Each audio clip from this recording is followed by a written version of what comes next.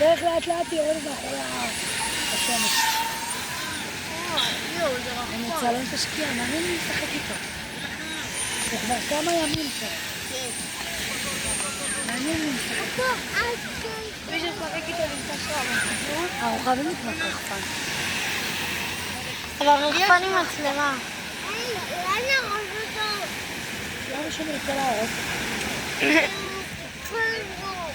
אז מה? אני מצלם את השקיעה גם. תראה, איך השמש נעלמת. צילמתי למשפחה.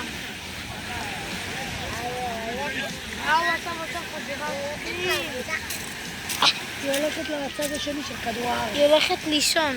לא, היא הולכת לצד השני, אצלנו יורד החושך, אצלם עולה האור. איפה? בארצות הברית? לא, פריז זה כמעט כמוני, היא הולכת לארצות הברית. אבא אמר שהיא מטוס לארצות הברית. היא הולכת למרכז. היא הולכת לברזיל. אני לא יודעת. ברזיל זה באמריקה. אם השעות הפוכות, אז היא הולכת לשם.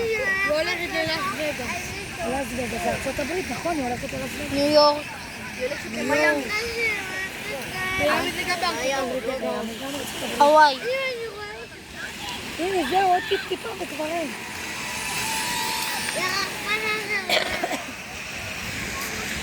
נעימה.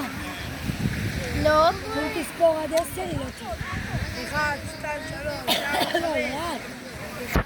7, 8. זהו, אני לא רואה אותם. זהו, מה? זהו.